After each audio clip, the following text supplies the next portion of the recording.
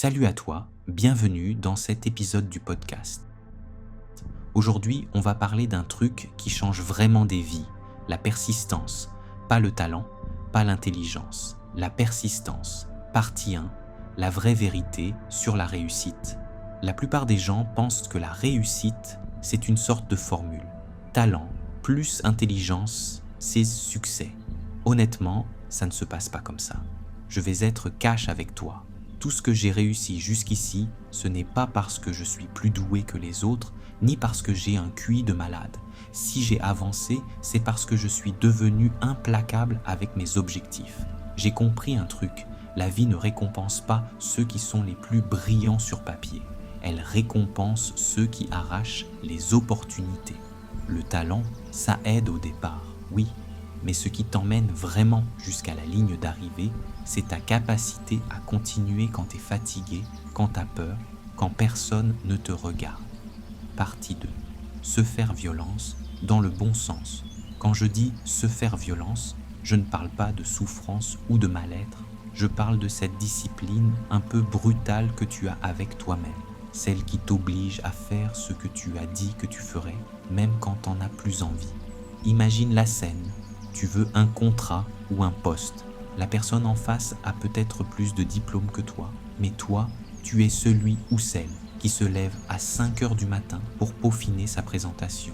Tu es celui ou celle qui envoie un mail ultra personnalisé, pas un mail générique trouvé sur Google.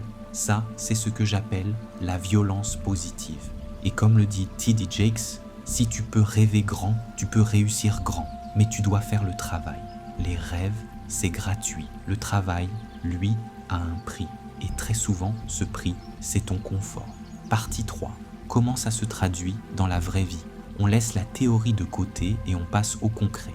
À quoi ça ressemble? La persistance implacable dans ton quotidien. 1. Le suivi obsessionnel. Version classique. Quelqu'un t'a promis un rendez-vous. Tu envoies une relance. Pas de réponse. Tu te dis, bon, j'ai fait ma part. Version implacable. Tu ne t'arrêtes pas là, tu relances par mail, puis sur LinkedIn, peut-être même par téléphone au secrétariat. Toujours poli, toujours respectueux, mais présent. Ton but, c'est de devenir la personne à qui il est plus simple de répondre que de t'ignorer. 2. Ne jamais dépendre d'une seule personne version classique. Ton projet dépend d'un investisseur, d'un développeur, d'un artiste. Cette personne bloque, ton projet est à l'arrêt. Version implacable. Tu ne laisses jamais une seule personne tenir ton destin entre ses mains. Tu as un plan B, parfois même un plan C.